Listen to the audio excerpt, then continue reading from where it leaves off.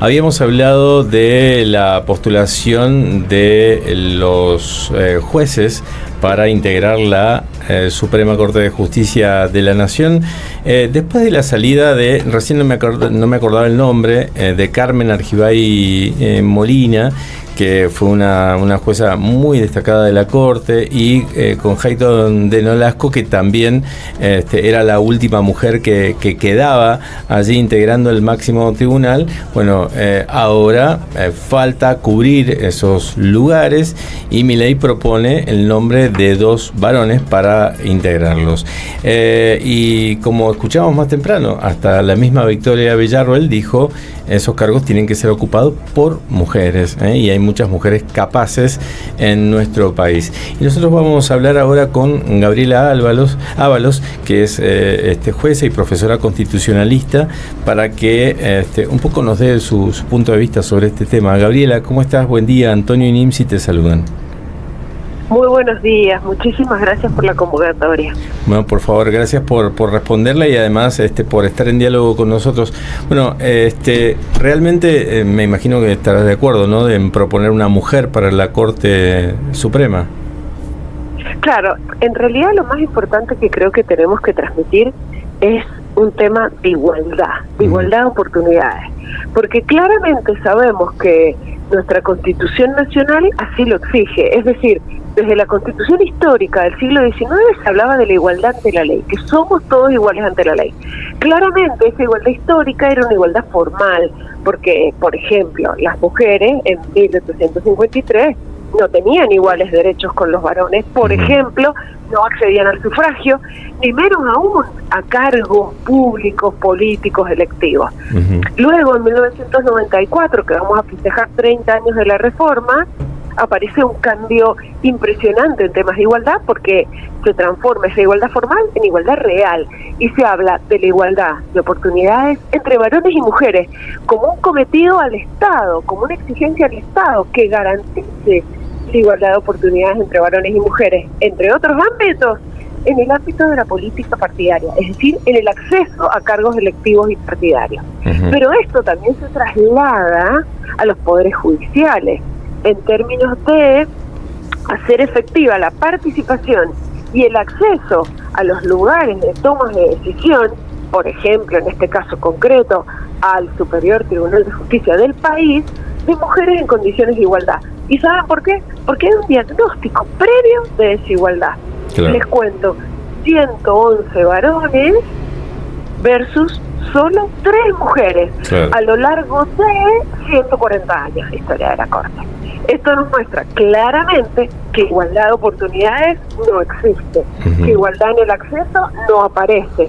Y si vivimos justamente en un Estado democrático que defiende derechos constitucionales, que respeta compromisos internacionales, porque ustedes saben que hay convenciones internacionales, por ejemplo, en relación a derechos de las mujeres, que exigen que no haya violencia política en un Estado.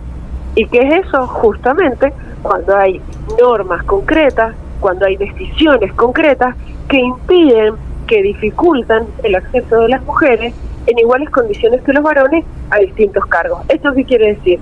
Hay mujeres capaces, muchas mujeres que podrían perfectamente ser candidatas, luego se debatirá si acceden o no acceden. El punto es que sean propuestas, que comiencen las opciones, luego se verá si se obtienen los votos en el Senado, eso ya luego se verá concretamente, pero el punto es ser propuestas para estos cargos, que es lo que en este momento se visualiza que no se está llevando a cabo. Gabriela, justamente eso era lo que hablábamos recién con Antonio cuando en la jornada de ayer se entrevistaba a la vicepresidenta con respecto al tema de las postulaciones para la Corte, y le preguntó, pero esto no, el periodista le preguntó a la vice, pero esto no es un tema de capacidades, hay mujeres capaces, y uno se pone a pensar y dice, ¿de verdad seguimos discutiendo si hay mujeres capaces para tal o cual puesto? Me parece que eso ya debe estar como sobreaceptado, que las mujeres somos capaces para cualquier puesto. Obviamente es un tema de capacidad e idoneidad, pero no por eso tenemos que preguntar si hay mujeres capaces. Justamente por eso la necesidad de que el Estado intervenga, porque claramente tenemos en nuestra sociedad y en otras sociedades de América Latina, de Europa, esto no es solo nuestro, patrones socioculturales de muchas décadas donde todavía siguen resonando estos temas de, bueno, no habrá mujeres capaces, no serán capaces, hay que evaluar la capacidad, cuando si se trata de un varón, durante muchas décadas nadie preguntó, y estoy concretamente pensando en diputados, senadores, en anteriores miembros de los superiores tribunales, incluso del federal, nadie preguntó concretamente por todas sus capacidades, sino que más de una vez se jugaron otros elementos a tener en cuenta, como en el caso de órganos legislativos, pertenencias partidarias y trayectorias partidarias, que pesaban mucho más que capacidades reales.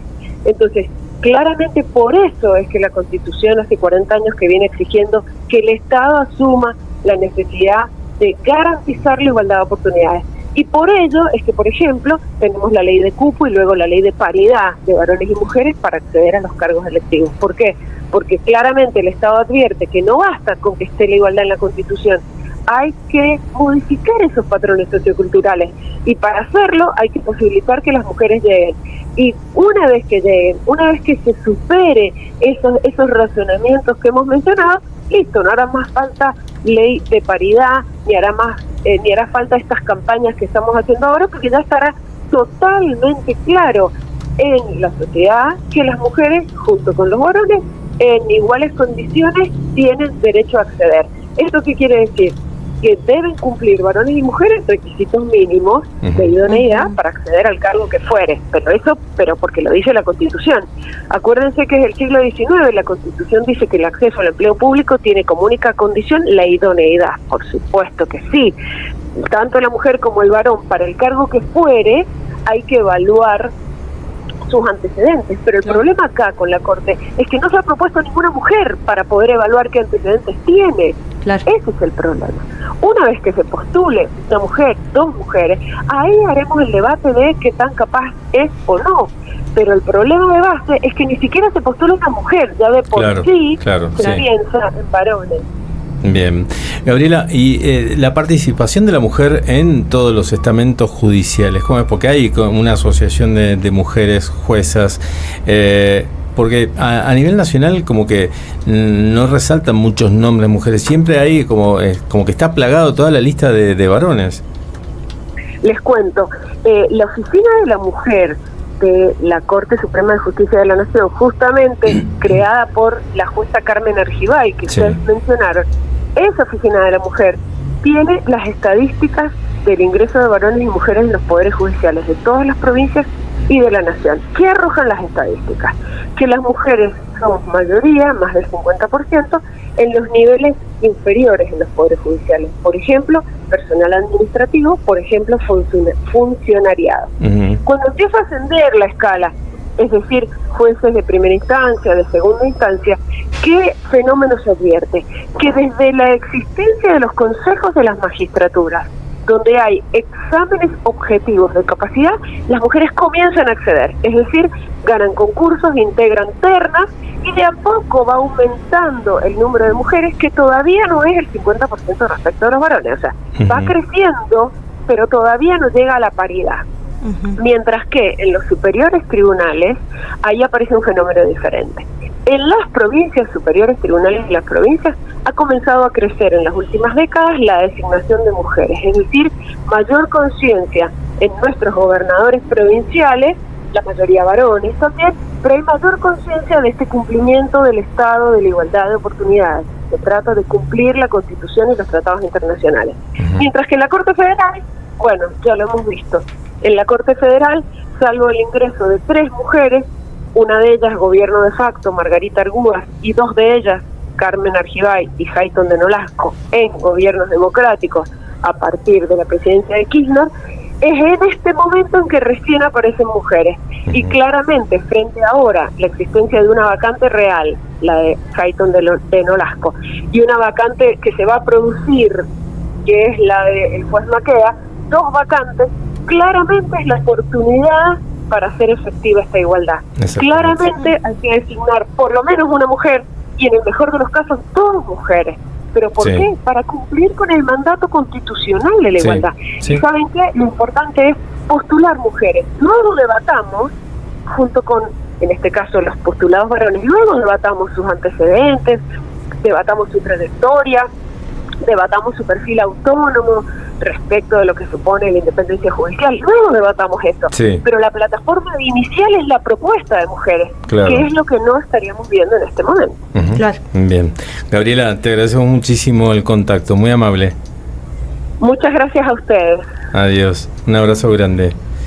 Estábamos hablando con la jueza y profesora de Derecho Constitucional, creo que es Gabriela, en la Universidad Nacional de Cuyo, sobre este tema de la integración de mujeres en todos los estamentos de la vida, ¿no? Y en este caso, el gran debate, que lleguen a el máximo Tribunal de Justicia de la Nación, Claro. que ya tuvo dos mujeres que se han desempeñado muy, pero muy bien, porque Carmen Argibay tuvo un desempeño, pero brillante, y Hayton de Nolasco también, aunque era un poco de un perfil mucho más bajo, no era como Carmen Argibay, que era más explosiva, era más mediática y de armas tomar, ¿no?